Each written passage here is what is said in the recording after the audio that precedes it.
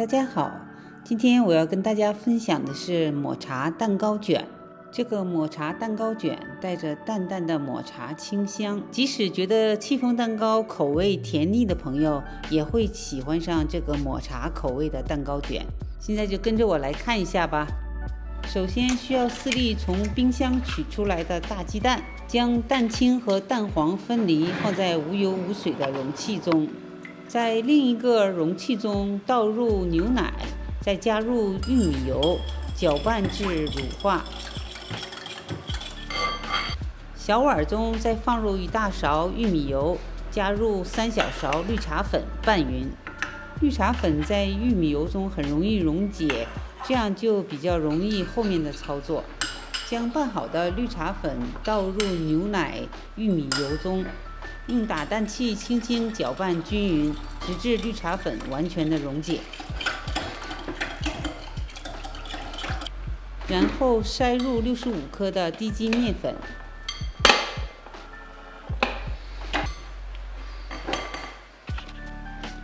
用打蛋器画 J 字这样搅拌均匀。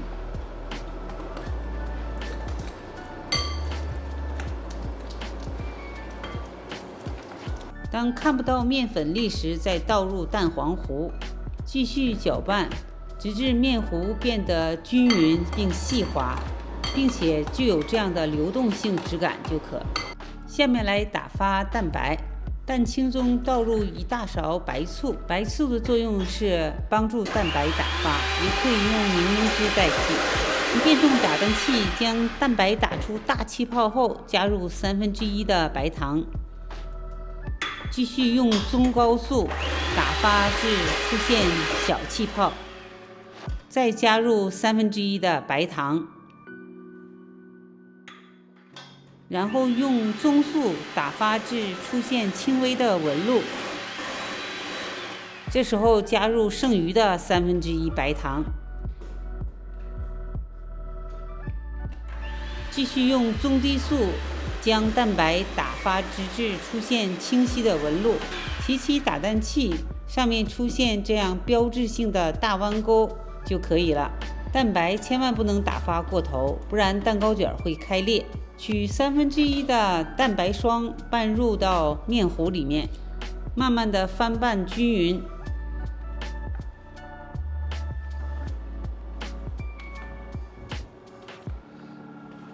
拌好后再倒回蛋白霜里面继续搅拌。搅拌的时候一定要快，而且要轻柔用力。如果您对自己打发的蛋白霜比较自信，当然手法可以随意。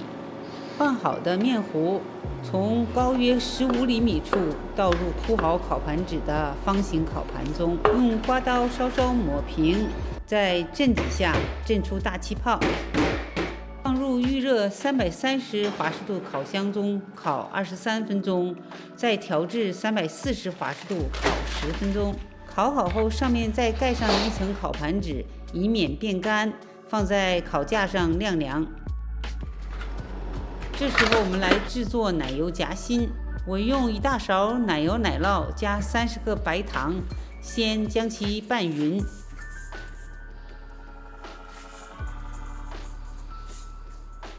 然后加入150毫升的鲜奶油，将其打发至细腻的奶油霜。提起打蛋头，鲜奶油出现这样直立的尖角即可。这时候蛋糕卷已经凉到不烫手的状态了。我们揭去上面的烤盘纸，现在底部的颜色有点重，不过没关系，因为我们把它卷在里面。用小刀切去蛋糕的4边，其中一侧斜切成45度角，作为蛋糕卷的收口。